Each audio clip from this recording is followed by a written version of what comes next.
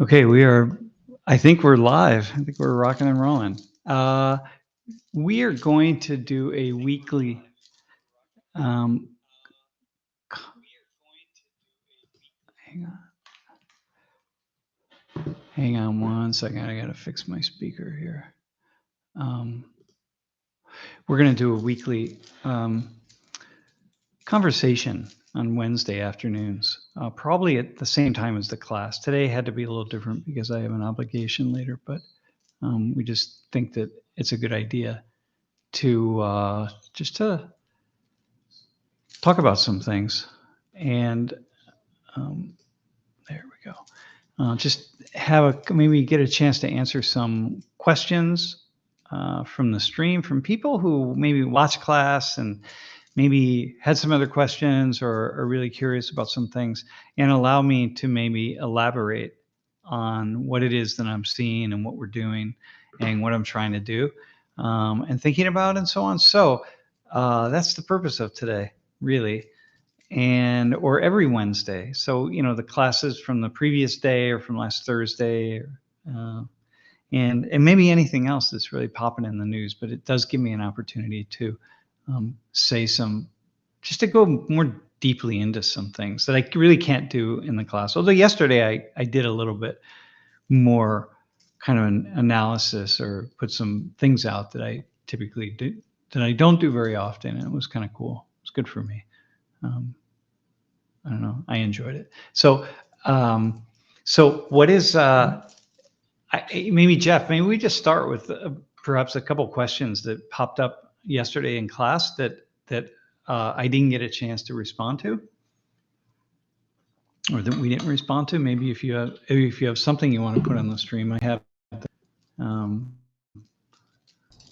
Here, we'll start with the question that you did answer, and we'll just go through them. And if you want to give some more insight, or we've already answered the question enough, we can just move forward. But if you wanted to give any more insight to some of the questions that were asked, yeah, I think it's the dualistic thing, right? It's just we just bifurcate everything. Everything's a binary. It's yes or no, it's good or bad, it's right or wrong, black and white. It's everything is just one or the other. And it's just so extremely difficult to stay with the nuance of things. And it's hard for me. I mean, one of the things for me, by the way, hang on. Is it difficult for me?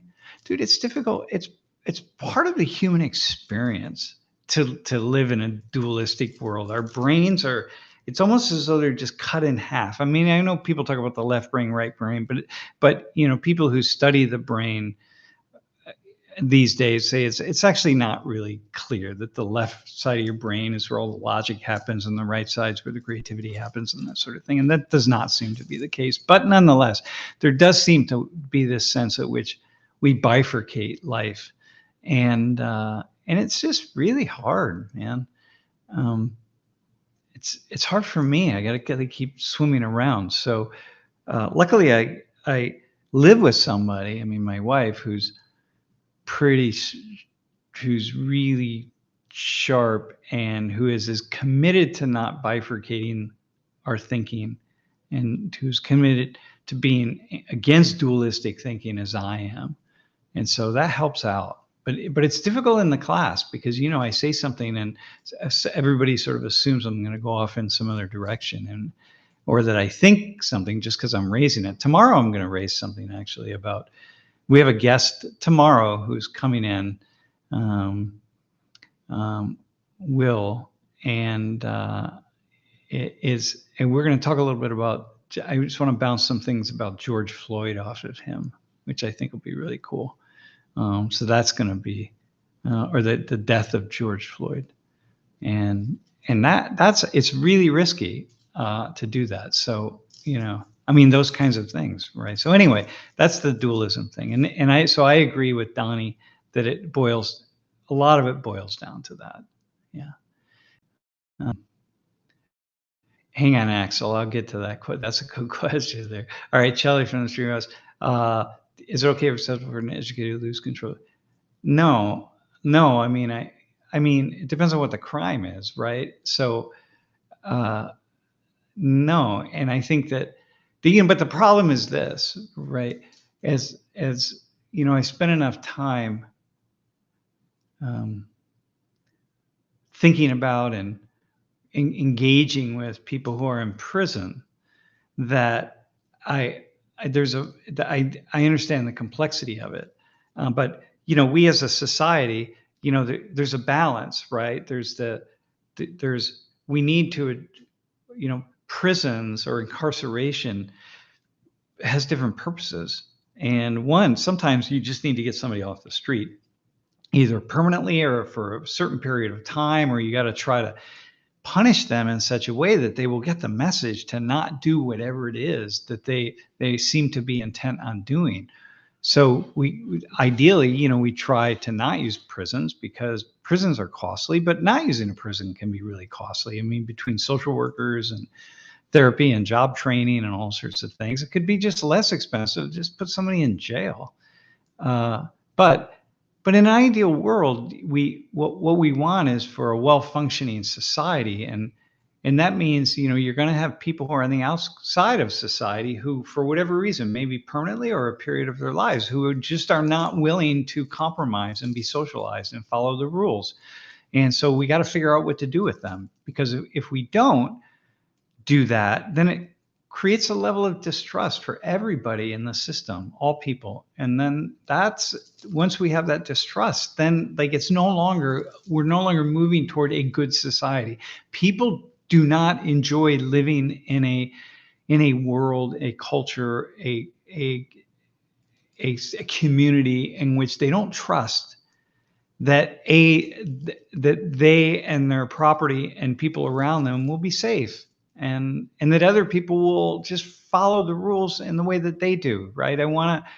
It's very unsettling to get on the road and be driving on the road and have somebody weaving in and out of traffic. I mean, obviously it's very dangerous, but even if it wasn't dangerous, it's just unsettling. It just feels like, there's people, there's a trust that we build. And so teachers, it doesn't matter if you're what you are, if you're a teacher or it doesn't really matter. You gotta, you're gonna have to deal with the consequences of your behavior. So, but always, for me, I'm always thinking, what's the cost benefit of the choices that we make? And it's just like raising children, man. Sometimes you just lighten up. They do something that's really a problem, and you just know as a parent, you just have a certain wisdom in you that says, look, don't come down really hard on my child right now. Now's not the moment. And so you don't, but another time you do. And so you just, if you're a parent with some wisdom, that there's a difference, instead of just this is the rule and you broke the rule and these are the consequences that we've agreed on. Sometimes that's important, but sometimes it's not. And so anyway, that's my answer to that question. Yeah. Okay, if you are exercising your right to free speech and peaceful freedom, when does it become okay for law enforcement to intervene? Yeah. Dude, I don't know, man. I don't know, really, honestly. The problem is it's not clear when it is and is not okay. And it's not clear how much intervention police or law enforcement or military should make. It's not clear. It's not written, and if we don't like that, then we need to just blame the creator, because we got put on this planet, or we evolved on this planet, and without any operating instructions. And the sociologists, the smartest 100 sociologists in the world cannot answer that question. It doesn't matter. You can study it your whole life and you still don't have an answer to that question. Every situation is going to be a little bit different. And in the end, the way that question gets responded to is somebody's going to have the power to make the decision that says, okay, intervene right now, or don't intervene. And the problem is that sometimes, if the power is not delegated, or meted out equally, or just in a fair way, I'm not really sure what it would be, or with more fairness than less fairness, then some people get to make that choice against other people. And the state, the whoever it is that is able to wrestle control away from the populace and toward themselves or their group, they have the ability to control those who to control when you use force, use the forceful means that you have, whether it's police, military, or whatever, the courts, doesn't matter, whatever it is. And so, that's where my wife and I often think, like, maybe it just would be better if we just had really a benevolent king or queen, just wise people, instead of this kind of political system where we just get whoever it is that runs for these political offices, and they're not necessarily wise and smart in the ways of how to govern, and it's very complicated. And luckily in the United States, we have a pretty deep and complicated and mostly a working bureaucracy that's not overly bureaucratic, but mostly it works pretty well. It's been in place for a long time, so that makes things fairly stable here. And if you don't understand that, then you just got to go somewhere that doesn't have a working bureaucracy. Go down to Haiti and see what happens when a government fails. Go to Afghanistan. There are all sorts of places. So, okay. Okay. Which factor plays a bigger? There's a lot of really good questions in the chat, by the way, but plays a bigger role to criminal justice system: class, race, or ethnicity? I would say class. Yeah, this is actually a really good question. I would just say class. Yeah, for sure. In the United States, anyway, it's class. Yeah, and race plays a role, but class is fundamental. Yeah, it's just fun. If you have money, you pay for justice. Yeah. This is the last. Go ahead. All right. No, then that's fine. It doesn't mean you can always pay for justice, and it doesn't mean poor people never get justice. It's just that class and money is really, really essential. Yeah. I'd much rather be someone of color, in the U.S., Native American, Black, Hispanic, Mexican, I don't know, and have money than I would be to be poor and white and be going up against the justice system, for sure. Yeah, in almost every case. Not every single case, but in almost every case. Yeah. All right, go ahead, man. This is the last question from the chat from yesterday's class before we move on.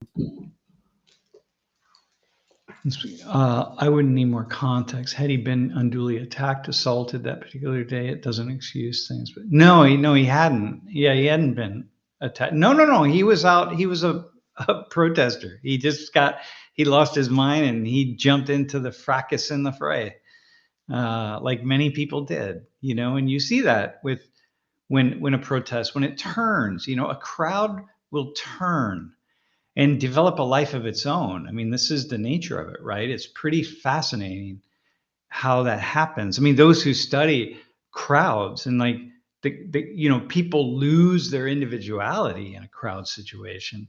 Not everyone, but it's really, this collective identity. Oh man, it's so fascinating. And so, I've been in that. I probably a couple times in my life, I've been in a crowd where I just sort of felt myself like Sam was gone and I was part of the contagion effect of the crowd. And then at that point in time, I look back and I ask myself, wow, was I responsible for that? Like it's almost like it just swept over me. And of course I am, if I would have done something illegal, then I would be responsible for it. Right. But I didn't bring any laws or anything, but nonetheless, right. I felt that I saw it. So, and so that's the thing, it just makes it really, really fascinating.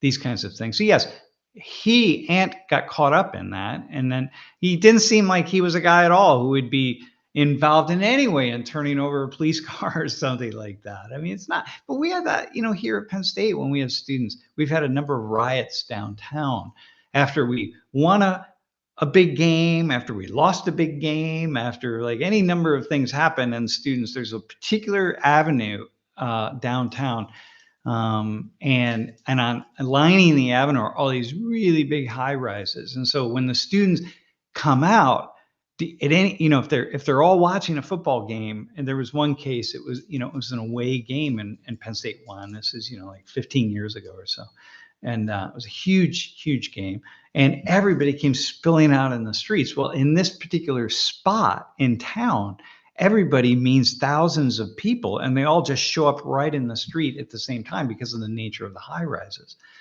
In other places, it's all spread out. So you come out on the street and there's a lot of people, but it's not, like this. Well, then that's where these riots happen. And wow, man, they their kids that did all sorts of things, tearing down light posts and tipping over cars and stuff. That kids, who just would never do that, man. Like, what happened to you?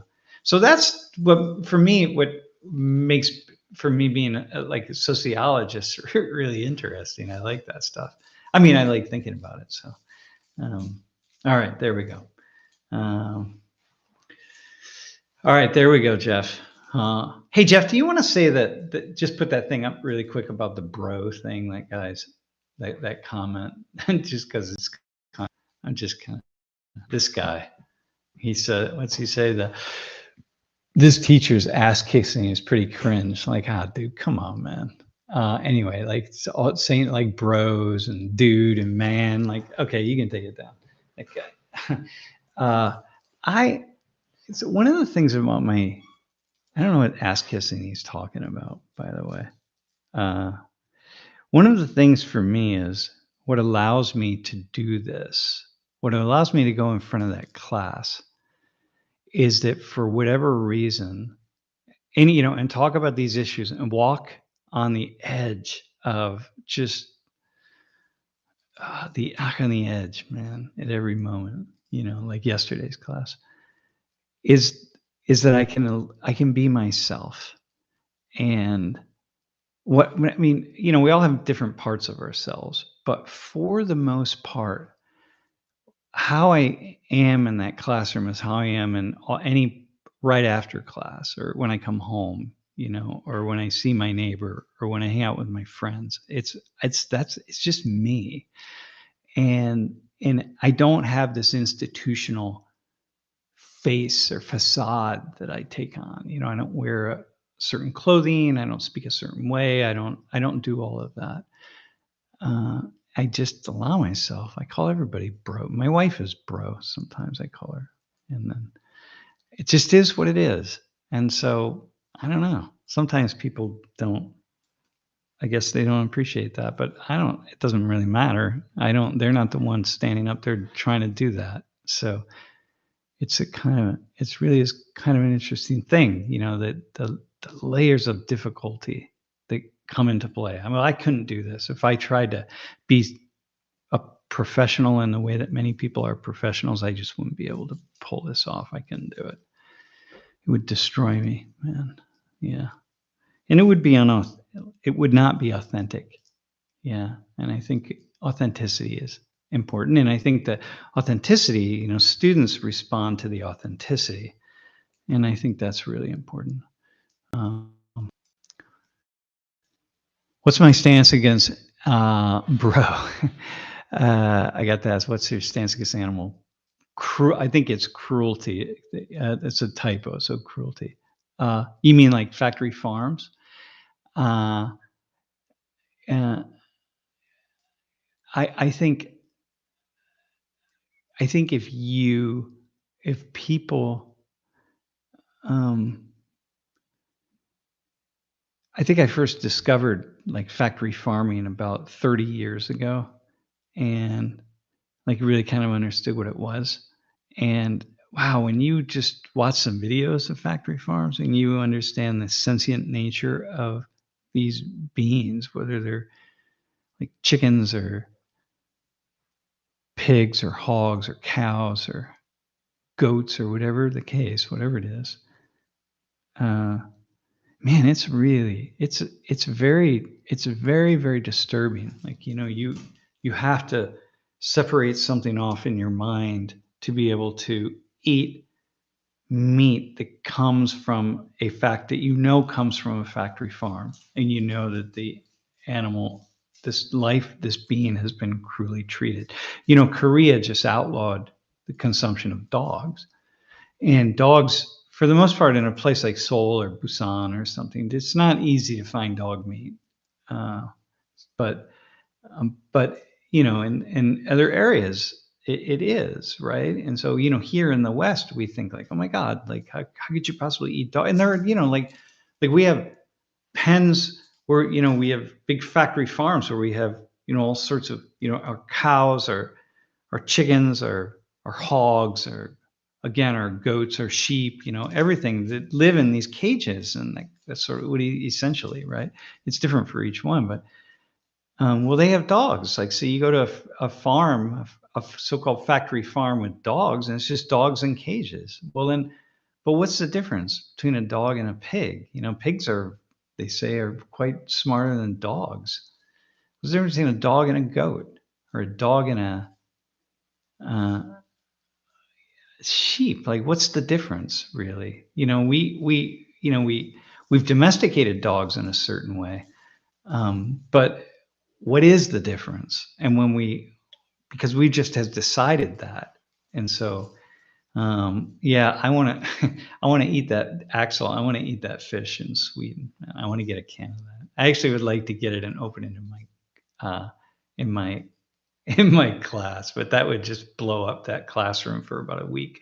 Hey, Rita, what do you think about the word indoctrination? I think it's an awful strong word. Yeah, I think indoctrination is too strong of a word.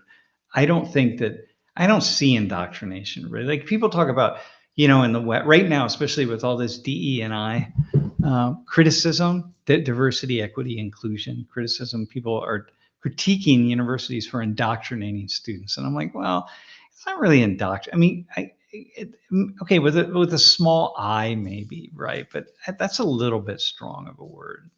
So I don't use that word. I don't think I do. I don't use the word. I don't really like it. So anyway, yes. Yeah. So the United States. So Calo or Calo. Yeah. The U.S. we have an expansive system of factory farms that it's very, very unsettling. Yeah. So, all right, man. What else do we have? Wait, hey Jeff, can you respond to Candy Cabral? I'm just curious about what Candy Cabral is saying. What are your thoughts on the focus of higher education from the non-Western world? Do you imagine other better models of education? Well, first off, I mean, I'm quite familiar with Korean education system, and I would say Korean education system in some ways is more Western than the Western education system. I mean, in terms of the focus on kind of obtaining a certain amount of knowledge, being able to regurgitate that knowledge and spit it back on exams or kick it back on exams, and memorize as much as you can in order to pass these exams, in order to jump through the hoop to get to the next place. Okay. So, but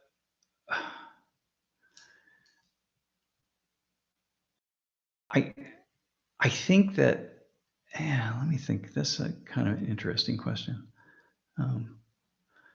I know that in the very first class, I said a couple things about Western education that Jeff ended up putting in some shorts that I was a little bit, I don't know. Maybe I was a little strong. I was trying to. It's kind of different in my classroom. Sometimes sometimes I want to sort of get a rise out of students a little bit, or I just want to like poke them. And so, when I made the comment about it, in some ways, like this idea of going in and just giving students things to memorize, and then, just kind of quizzing them to see if they memorized it, knowing all along that they're going to forget 98% of it. And I said something about how I thought that was rather criminal, and on day one, and Lori said, "Do you really want to say that? Because like a lot of people do that. A lot of professors do that. I mean, a lot of their professing, a lot of their teaching is based on that, and it sounds really, really judgmental." And I said, "Well, I I guess I don't really want to say it. I mean, it's probably not a good thing to say, but I think having a system that's set up in which it's seen as widely seen as acceptable to do that. And if you do that, nobody says anything at all. Nobody seems to have a problem with it. And it becomes increasingly likely when you have these really large classes. So if we set up a system like that and then get people to pay a lot of money to enter into that system in order to be credentialized, in order then to have a piece of paper that will allow you certain doors to open for you, that seems rather criminal to me.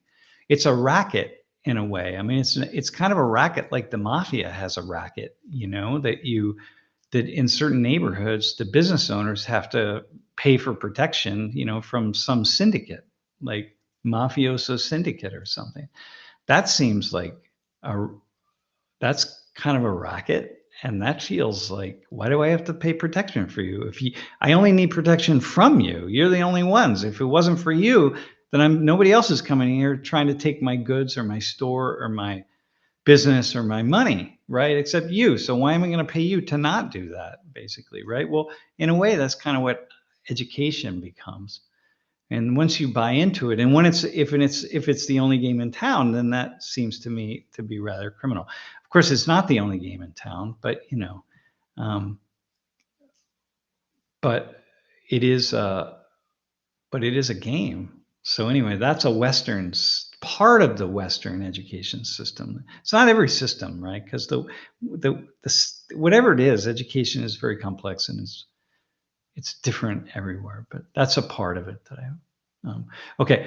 So wait, I want to go back up to Matthew, 40-year-old high school dropout. I'm grateful for content like this existing and allowing me to learn at my own pace and my own interests. Hey, thanks for that. I think I mean, I really like to hear, I like hearing you say that. And I like trying to provide just kind of outside the box thoughts about a wide range of things that would just allow people like you or like me. I mean, I'm always thinking about what would I want to hear, right? In fact, as I'm talking, it's what do I want to hear? What do I want to hear myself say? And so a lot of times I like doing this and I like responding to questions because I'm not thinking about what those questions are. And then it gives me an opportunity to speak and then listen to what it is that at this moment in time I think about. I think it would, yeah. I think, yeah. So anyway, thanks for that. I'm really happy, and I hope that even as a high school dropout, my nephew dropped out of high school. He just kind of got to his senior year and said, this was quite a number of years ago. And he just said, I'm done, man. I'm just done. I just don't need this. And he's a really smart kid. And of course, right? Because that's the nature of it. I mean, smart meaning like he's sharp, man. He's sharp. He's a smart guy. And he just said, I'm done. And to this day, I don't know if he ever did his GED, but I remember my first thought was, good for you. Good for you. And mostly when my students decide that because he wanted to do something else. He didn't feel like he wanted to go to college and he didn't need that. And when my students decide to drop out, if they don't have a huge amount of debt, and even if they do, it's like, well, if they only have half the debt that they would have, well, drop out now. If you're not going to use your degree, go study on your own. Yeah. For me, at the time that I would have dropped out of college, in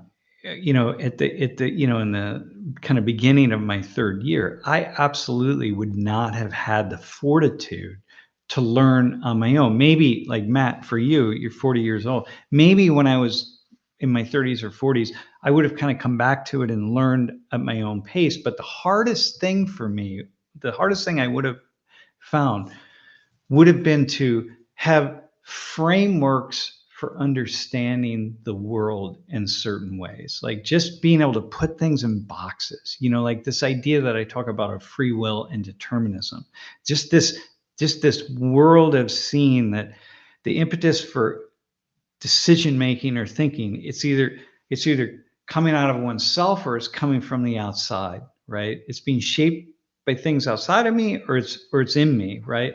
And that's one of those, like, it's like this box, and it's dualism, right? But once you enter into that world of free will and determinism, you realize it's not dualism, because it's not versus, but it's and you're really looking at the ways in which these come together. But I remember for me, that was one of the very first things that when I went back to school and took school seriously, I was taking a philosophy class, and we had a 2-week-long conversation about that in this philosophy class. And that blew my mind open. That was the first box in my world that I started putting together. And then I started to kind of build all these other boxes. And I think that I did that. I didn't need to be in college to do that, but I needed at least the web.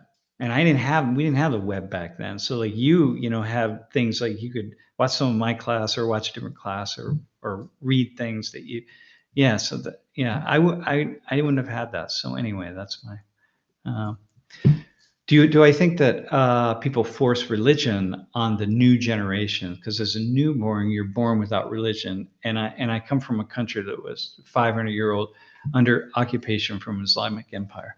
Yeah, well, listen, you not only are you born with a religion, you're born into it. So you just become the religion of your parents, which is pretty bizarre if you think about it. Think about the most essential beliefs that we have, which is, where'd we come from? What are we doing here? Where are we going? Right? I mean, those three questions are the questions of life that we're all at some level called to answer. And if we don't ever think about them and don't ever answer, don't ever think about coming up with an answer, then we're not even alive. I mean, I don't even know if you could say you're thinking, your brain's even operating. I mean, it's driving us somewhere, right? Even in the recesses of our subconscious.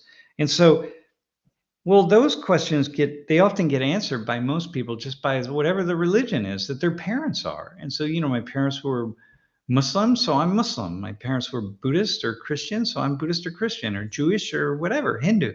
And then like somehow that becomes me. And the answers to those most important questions are they come to me just by the chances of my birth, that I was born into this family and not that other family over there. And like, oh my God, so to think, for when I hear anybody make proclamations about their religion, which is the same one as their parents, being the most important and the best and the right one, I'm always just thinking, well, what if you were just born into the family across the street? You'd be making that argument. It just makes no sense to me.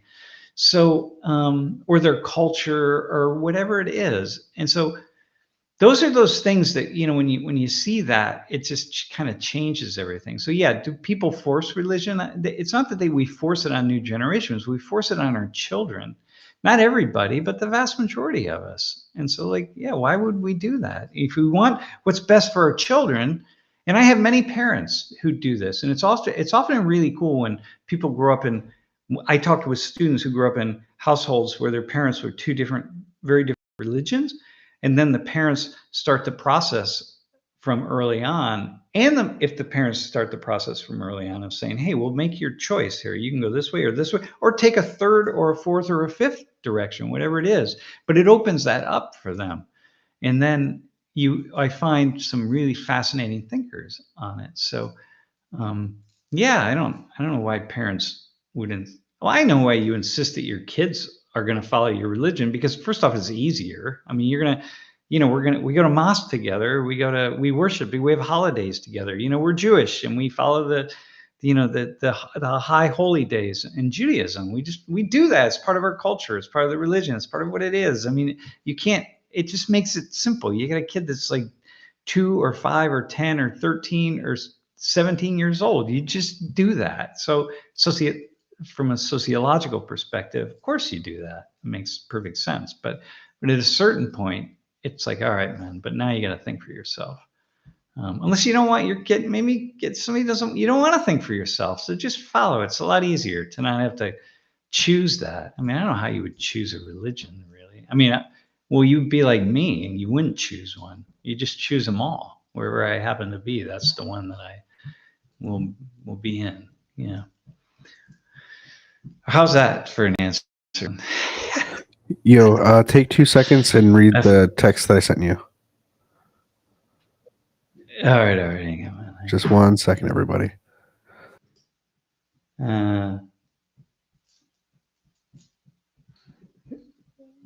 Oh yeah, okay, got you, man. Yeah, got you. All right. Okay, so we're on the. Man, I got to go back up and see where I'm at. Do you think? Okay, people of different religions. All right. Michael Sandel's tyranny of merit theory. Hey, so Philip Dawes, Michael Sandel's tyranny of merit theory. I don't know what that is, man. I wish I knew what that is. Gosh, hang on. I'm going to look it up really fast.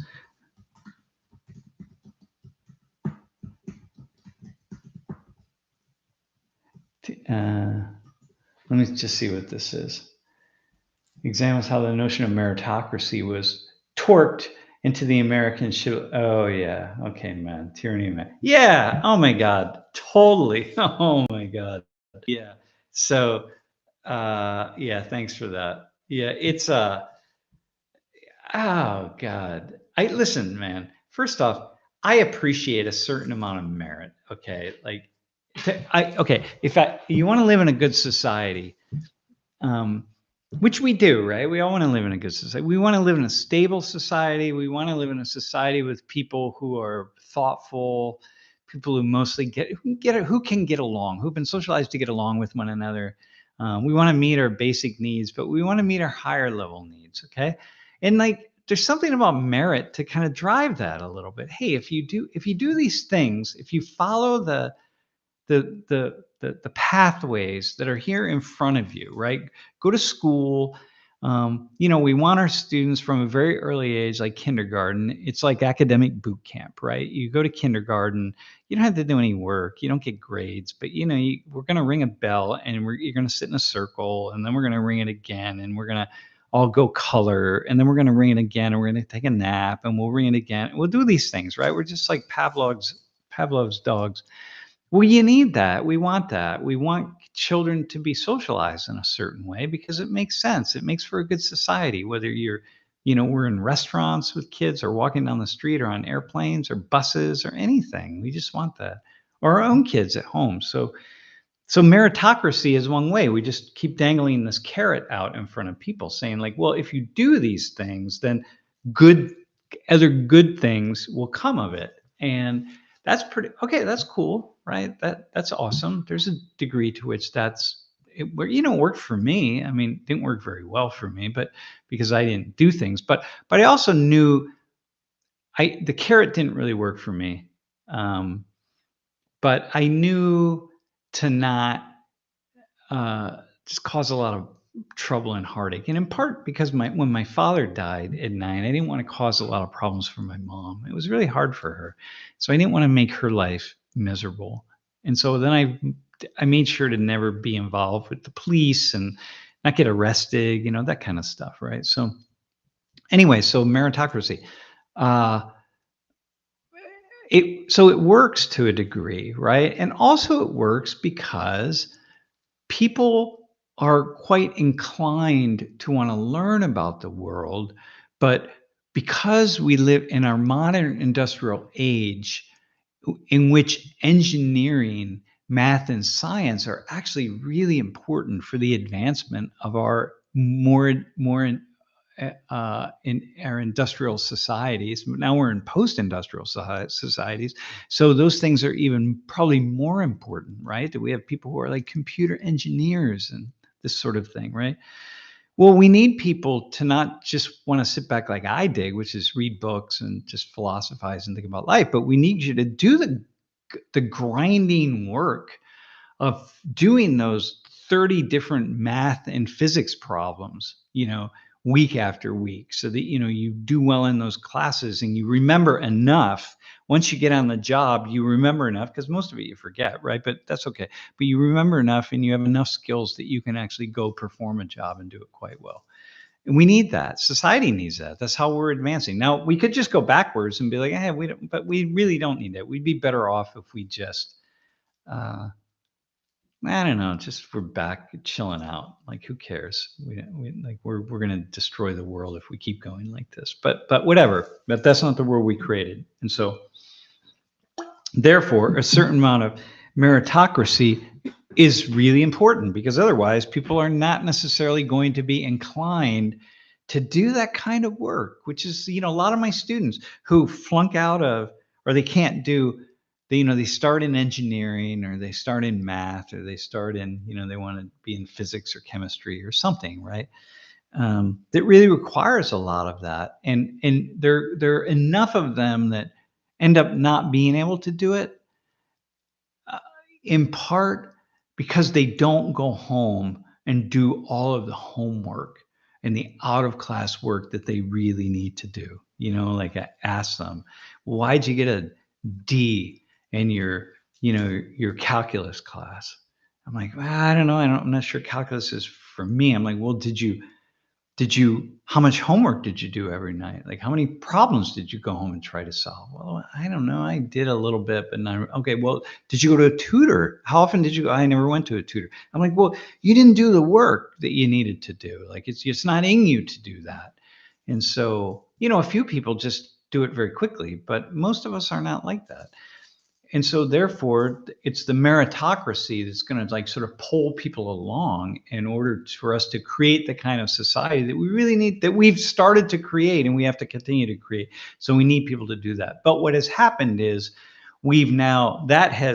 those kinds of the meriting, so to speak, credentialing has spilled over into every single aspect of society. And then we kind of lose a lot of the creative vision that we probably could have. So I don't know if I would say that. What do you say? The tyranny of merit. Yeah, I think I could call it tyranny, but again, within the context of what I just said, we need some of that probably. So anyway, that's a cool question. All right, man.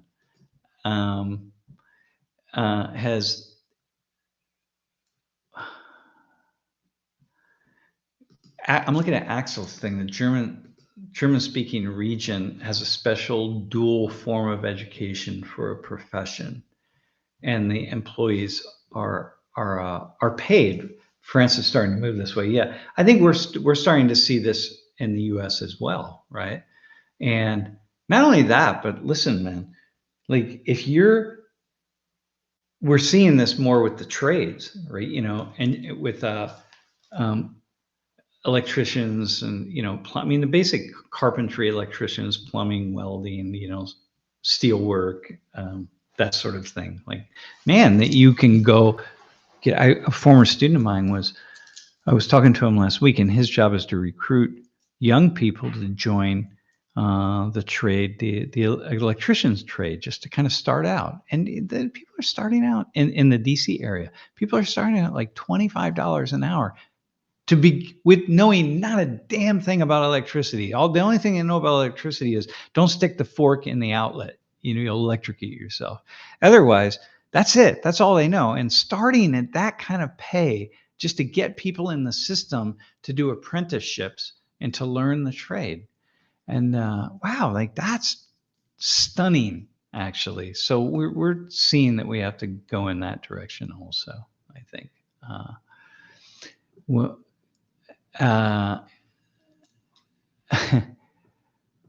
Oh man. All right, hang on. I gotta go to Electra, right? Careful. A prof at at Oregon State was reprimanded. His offense as a conversation starter. He asked a student about a dinner with his girlfriend. Turns out the kid had a boyfriend and reported my friend. I have that stuff happen to me. I mean, mostly, not very often.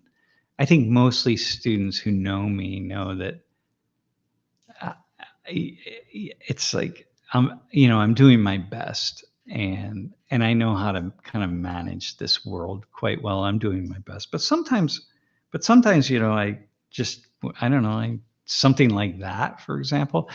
I've had a couple of those where I get kind of reported that I wasn't sensitive enough, right? Now, that's probably a good thing for me. It may not be good for everybody else, but for me, it's actually good to be reminded that I can sometimes not be sensitive enough. And I say that, and not in this particular case. It's like, come on, man. But first off, to be reprimanded, uh, sometimes when I get reprimanded, it's like, listen, I pick up my phone and it's like, okay, what I do, what happened, what I do, and then the first thing is like, look, man, uh, yeah, I just need to tell you this. I just need you to hear it. That's all. That's the most important thing. Just hear it. I'm just going to tell you, and then let's move on. And so you're aware, so it doesn't happen again, or in this way, or whatever the case. I'm like, okay, that's fair. Give it to me, right? So that would be the reprimand, which is not really reprimand. It's just like, look, we have a system in place where students who don't have it, students have it in some ways in a university system. I mean, there's a certain amount of power that students have, and there's a certain amount of power that they don't have. But we've set up these feedback loops in universities, as we do in businesses and governments and so on, that people can log in and lodge their complaint about something. The airlines, the whatever, the Uber. And my Uber driver said X, Y, or Z to me, right? uh, and so yeah, in this case, trying to get his Spanish class to talk.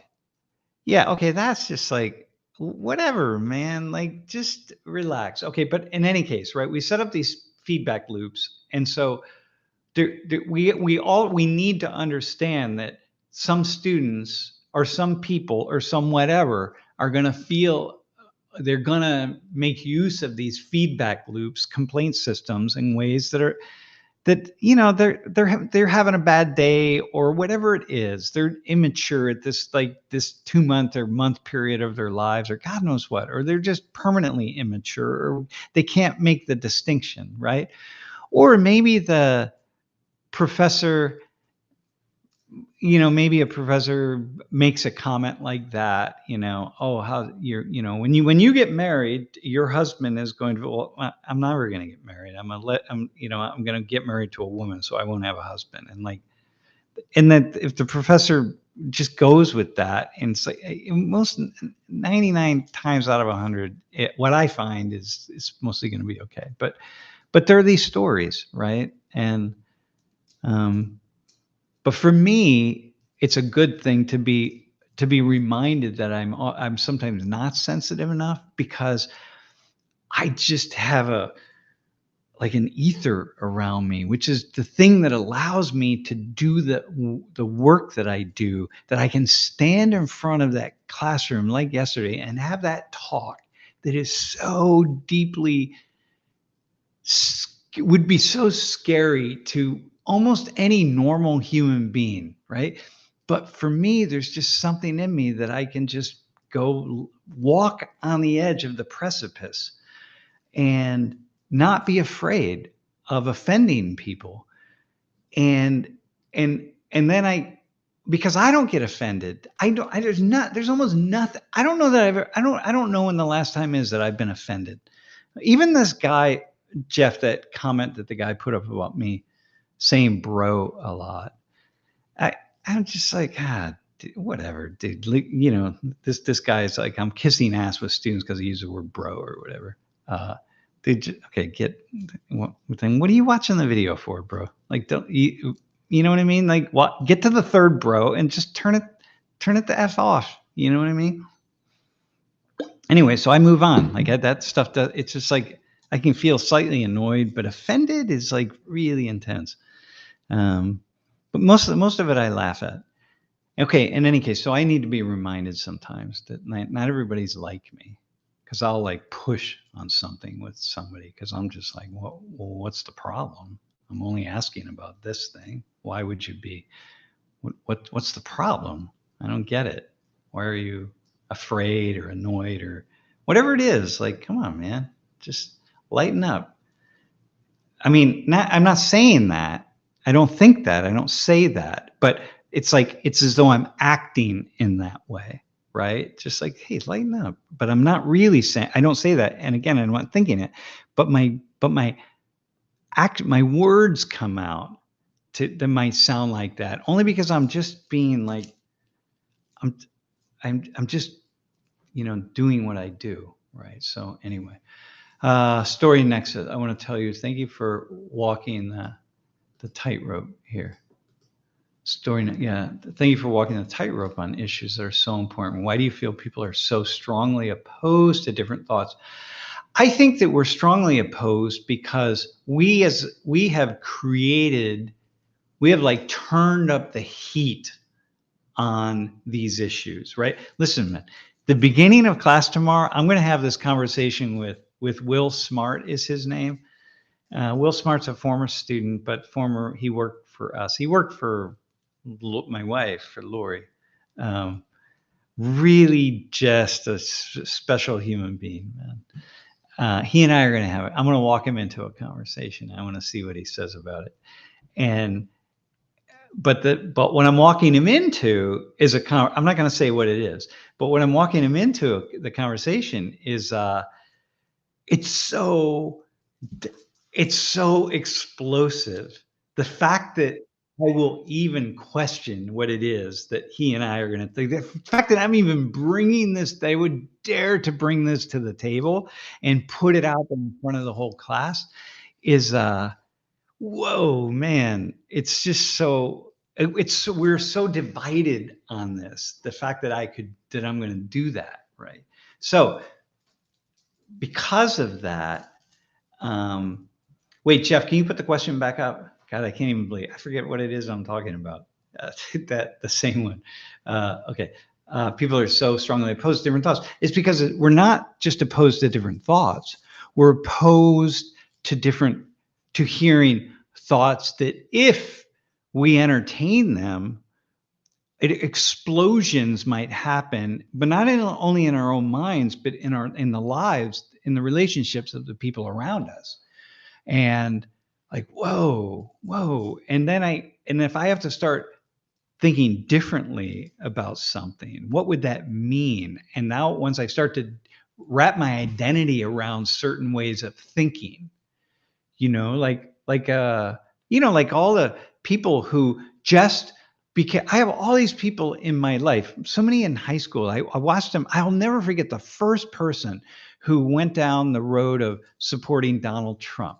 Right now, mind you, what's important to know. I'm going to talk about Trump for a second.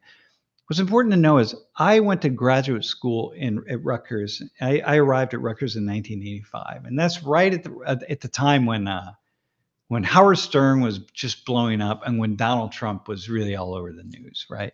And in New York, it's just like Donald Trump, man. This guy, like, dude, who is this guy who is so just full of himself, right? He was a sycophant toward himself. You know what I mean? I mean, I had never I was from the Midwest. I never encountered a human being who loved himself in the way that I saw Donald Trump loving himself, right? So I was just like, who is this guy? And I used to listen to Howard Stern, you know, whatever.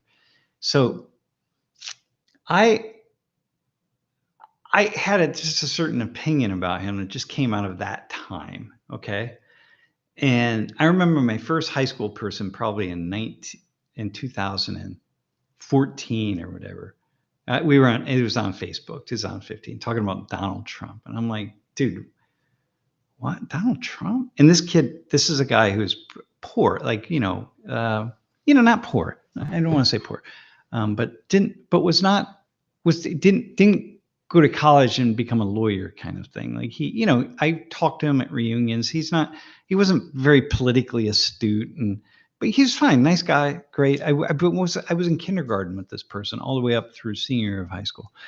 But just had never been political at all. And suddenly he just became political. And I'm like, bro, listen, man, you've never been political in your life. You haven't studied the world. You haven't studied the economy, right? You're fine. You're skilled in the trade that you do. You're very skilled, but you don't study these things. You don't know if South Africa is actually in the continent of Africa or in South America, right? Which you don't need to know, but you don't know. And suddenly he was just all about Donald Trump. And this guy was going to fix everything. And I'm like, well, first off, what's everything that needs to be fixed? And two, like, how suddenly do you have all the answers for all these incredibly complex political and economic issues that we're being confronted with? And you haven't been thinking about them for the past, 40 years, 35 years, let's say, back at that point in time, right? You haven't thought about it at all. Like, by your own admission in talking to you don't give any thought to any of this stuff. And suddenly you're now the expert, and this is the person who's going to solve it. And you're going all in with this guy, right? And you don't know anything about him. But what happened, so I encountered a lot of people like that. And that's the nature of a populist leader, that they can really bring people out, make people feel like they have value, like they're part of a team, which is, the contagion effect that I talked about yesterday in class, about being like at a sports event, right? And you got all these people around you, and it's 10 degrees below zero. You don't have a shirt on, and neither do the 10 or 20 people around you, and your body is painted, and you're not even cold because the contagion effects just keeps you warm. Right? Like these monks that can meditate in the snow, and they melt the snow around them, because they just can warm their bodies up or whatever. So in that moment with this, old friend of mine was like, okay, now you're all in. And so these are now this becomes really highly volatile for you. This is really big that you're part of this. And so like, you're going to be, once you're all in, this is the first time that he was ever all in on anything like this political. Like, this is it. He finally, he's 50 at that point in time, about, 55 years old or so. And he, early 50s, and he just found the answer. It's like when you find Jesus, or you found God somehow, at a certain age, right? So anyway, he found it, and then that's it. He's all in, and I'm like, okay, I got it. But not that I don't have the answer. Just because I've been studying this stuff for 35 years, while he was off doing what he was doing, I was studying stuff. It doesn't make me more knowledgeable. It doesn't mean I have the answer, but it meant that in talking to him, I'm like, dude, are you sure you have all the answers? Because like, I've been thinking about this forever. I don't have any of the answers. I don't know what you're talking about.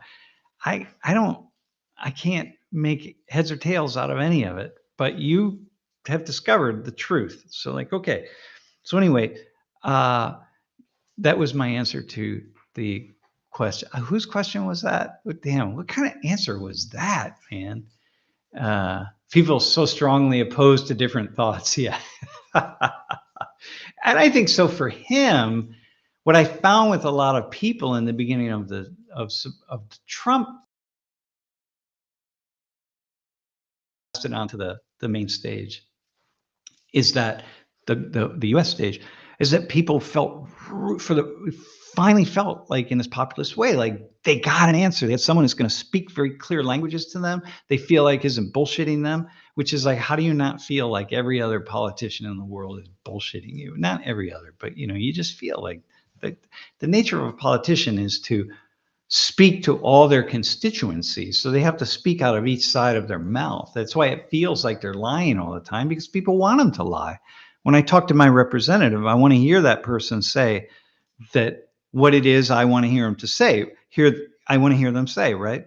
But I don't stop and think, well, they just spoke to my neighbor down the street, and I know my neighbor would have asked him the exact opposite, to answer in the exact opposite way in which I did. And of course, if he's a decent politician and he wants to vote, he's going to respond to my neighbor in the way that my neighbor wants him to respond or her to respond, right? So like, okay, well, that's the nature of it. Well, Trump came out and wasn't really doing that because he had a certain place in the world. Part of his narcissism, I think, that allowed him to just be like, I'm not here to please people. I'm here to please myself. So I'm just going to answer the way I want to answer. And that's what he still does.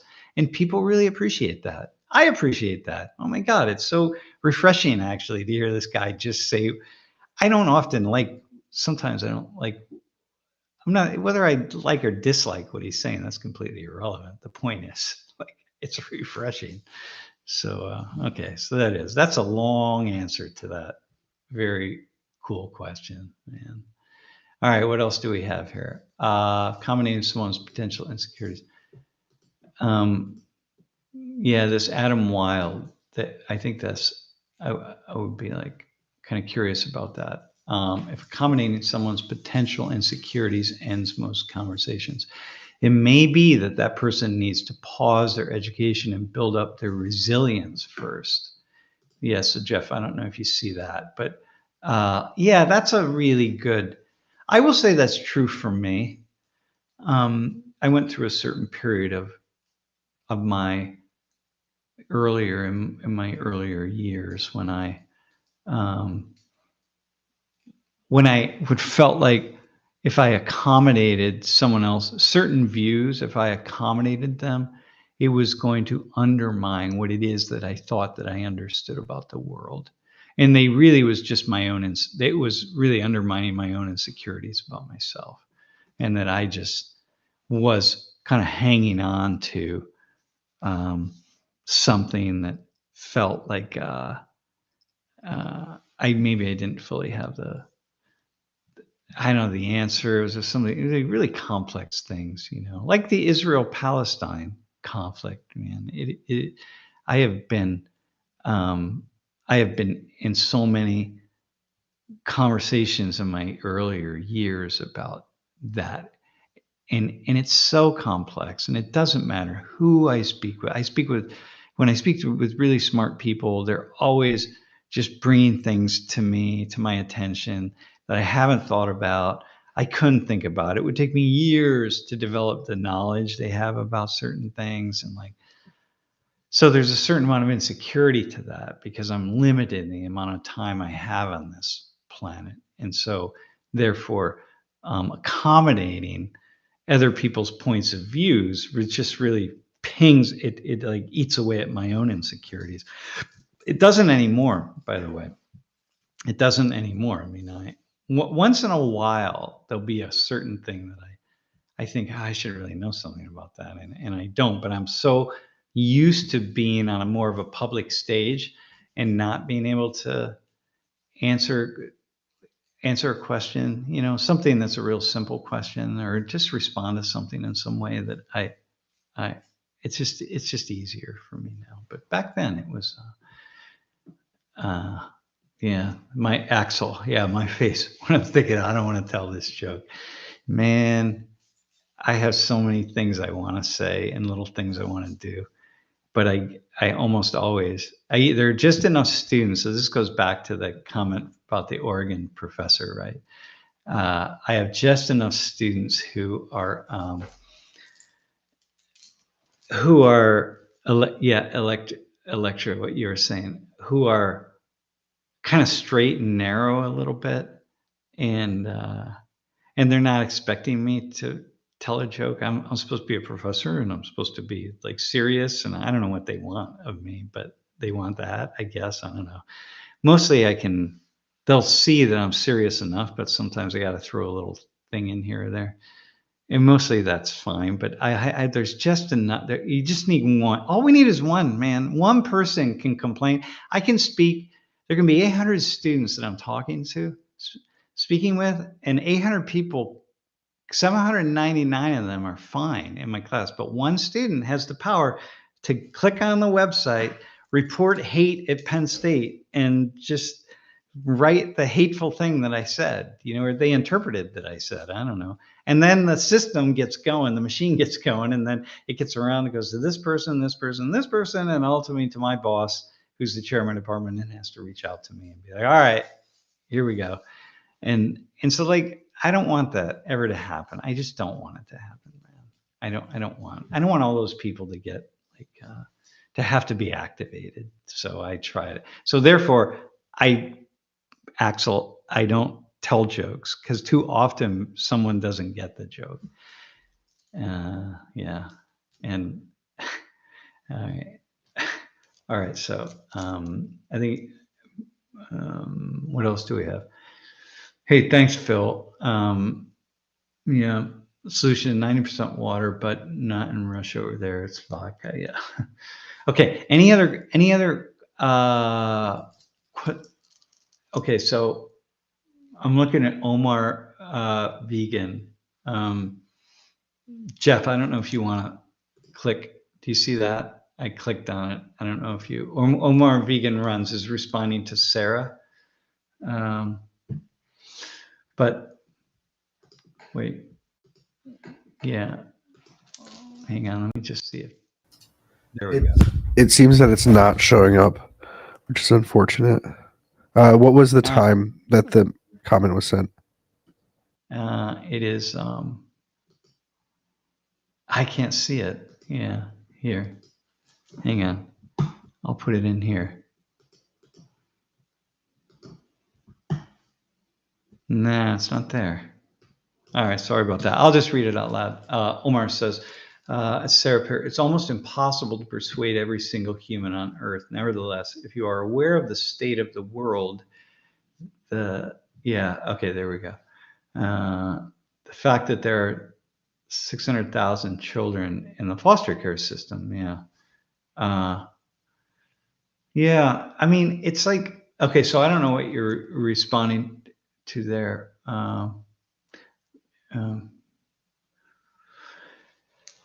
Yeah, it's just, I just want to respond to that. It's like we can't persuade every single human being on earth about anything. We talked earlier about factory farming, I talked about, and I have the idea that if everybody, and it certainly, to me, if we saw the state of that animals were in, the level of cruelty that is many of these factory farms,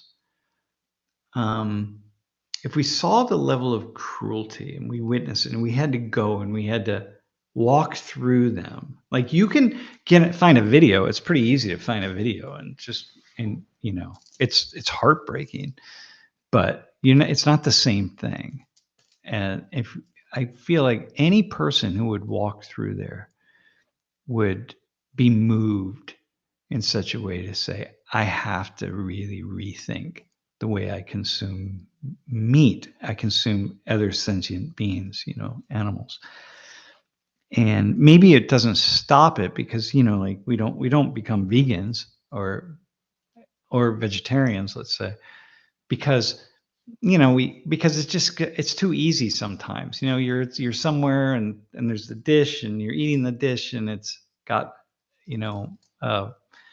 chicken on it that was bought down at wherever at the corner store, and the chicken was lived its life in a tiny little cage or whatever. Okay, I mean I'm not just throwing it out there, and it's just like you're just gonna eat it. Like it doesn't mean you change it, but I have the idea that we would be moved. Everybody, every single person would be moved by that level of cruelty.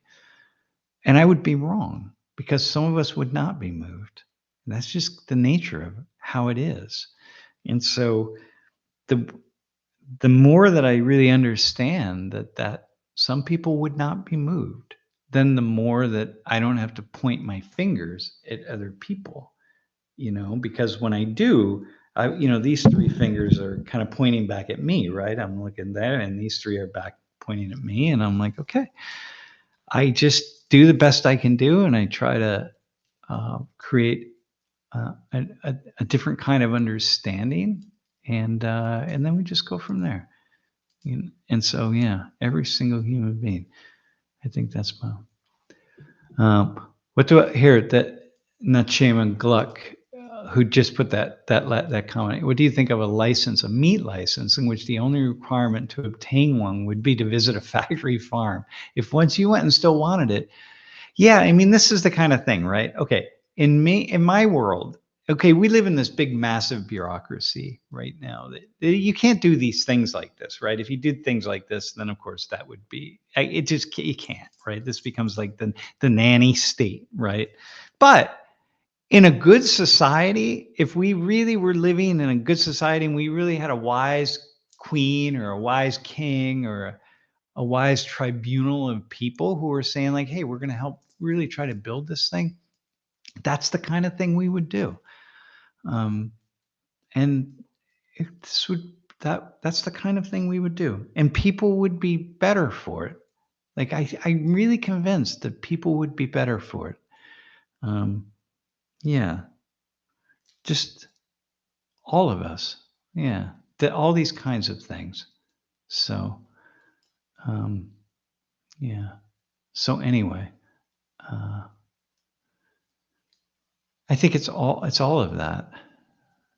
Yeah. We'd all be better. Like for example, somebody just sent me a video of, I wish I could show, we can't show it. I wish I could because it's really funny. But this guy goes up to a guy, he's like watering his lawn, and he says, and he's got a Biden shirt on, I don't know. And the guy says, hey, so what do you think we should do with all the migrants and people who are trying to come here? Like, what should we do? And the guy's like, well, we should let them in. And the Biden shirt wearing guy watering his lawn says, we should let him in. He said, well, I mean, everybody? He said, yeah, whoever wants to come do whatever you want to do. Come, go visit. You want to go to New York, visit the Statue of Liberty, go here, go there, whatever, but we should let people in. And the guy says, yeah, all right, well, because in that case, I got these three guys that I just picked up down at Home Depot or whatever, these Honduran guys, and they, it's like Felix and Oscar and Miguel or something, like that. And they sort of come up. He's like, so listen, man, so if we should let them in, then they'll just kind of hang out here with you in your house. And here's the medicine of this one guy and that kind of stuff, right? And he's like, and by the way, they all got to go to the bathroom. We've been out a long time, so they're going to go in and use your bathroom, kind of thing. And the guy's like, no, you can't come into my house, And I thought, okay, first off, that's just brilliant. It's kind of brilliant, like these, the Florida and DeSantis and the governor of Texas sending bus or planes filled with migrants up to sanctuary cities, right? So, our town, State College, is a sanctuary city. Our wise borough council of 7 people decided that we were going to call ourselves a sanctuary city, and the mayor passed and stamped the bill, and there we are. We're a sanctuary city, right? The wise leaders in this town that this college town, had elected. I'm like, okay, great. We're a sanctuary city. So therefore, send a couple of those buses up here. They can, and all the people who thought that was a really good idea, like, I guess we can put some tents out in your backyard or whatever the case is, we'll deal with that. Right. But the point being, it sounds like it's sort of farcical, right? But the truth is, you don't really understand the nature of the problem of immigration or what the immigrants experience unless you are confronted with the immigrant experience directly. And so even though this video it's a very short video, that I watched, is sort of like it's like hyper aggressive in a certain kind of way, right? And I guess in some ways sending buses up, in a way you're sort of exploiting people, but in a way you're not. You're sort of saying to these communities, like, look, if you want to address this issue, then we're all in this together, right? So one way to address it, of course, is just take federal tax dollars from everybody, a little bit of money from every single person in the country, in business and so on, and then we'll take care of it that way. Or, the state tax dollars, but then that's falls on the states who are closest to these borders, Arizona, New Mexico, Texas, and Florida. Or individual communities can deal with it. But I have this idea that if people had to be confronted with the things such as the experiential reality of migrants, immigrants, right, who are really economic and political immigrants, mostly economic, though, let's face it, then people would maybe decide, like, okay, hang on, let's figure out how we're going to fix this thing. And so, like, if people were confronted with factory farms in a direct way, then maybe together we would come together and say, okay, listen, maybe this isn't a good idea to do this. Like, let's figure if we can do something else, right? Yeah, and yeah, Keller, sometimes immigration can really harm, if the country is not ready for it. It can be really extremely difficult. I mean, that, of course, absolutely. But this is what we've seen over the course of history, right? I mean, this is what it is. So it's just what we're wrestling with. The world is a world of migrants. We came, we emerged in the Nilotic region of Africa for the most part. We emerged there and we traveled, and we traveled around the world. That's the nature of Homo erectus and Homo sapiens and Neanderthal beings. And so, like, yeah, we are migrants. And then at some point in time, we start putting these political borders up. And it was no longer just, the powerful or the people who claimed a certain particular region, but didn't really have borders per se. We went from that to actual physical borders. And then we make decisions about who is and who is not allowed. But for the vast majority of human history, man, we are a migratory species, and we are just moving around the planet and trying to figure it out and trying to survive and make things well enough or better for the people in our small little community. And so, Hey, by the way, I found a kind of a thing I'm going to talk about in class, but it was like they did some analysis of like Trump or Biden or one of them. It sounds like a Trump thing, to be honest. I mean, if you're a Trump supporter, I mean, this sounds like what Trump would have said. So I think it was Trump. That, the fentanyl problem is coming, fentanyl is coming from migrants, right? Immigrants coming over our southern border. But the La Migra are said like, nah, man, that's not it. It's not at all coming from them. Like 1% of it is coming from the migrants coming. And that's one of these things that it gets in the way from us actually making statements like that and making wrong statements. And again, professors do it in the classroom, and I have done it, and I try not to do it. I do it, but I really try not to do it. But that's what puts the divisions up and keeps us from actually solving some of the really big problems. So, okay. All right, listen. Okay, hang on. Can you just put Tennessee Heels comment up, that last one up, about the bigger problem? I think that's a really cool thing. And then I'm going to have to go. I got to go at 3:30. I think the bigger problem is lying to vulnerable migrants about where you're busing them and what's there. government officials setting other government officials up for failure. Exactly. That's the problem. That is the problem. But what it is now that people are doing that, the mayor of New York and the mayor of Boston and DC and so on and so forth, these cities where people are sending migrants, well, get your act together pretty quickly and figure out what you're going to do, man. And so you're right. The problem is lying to people. That's a problem for sure. But if the state of Texas doesn't have anywhere to put 300 people outside of some kind of warehouse in which we're going to just put some cots and figure out how to get some, some, food to them, right?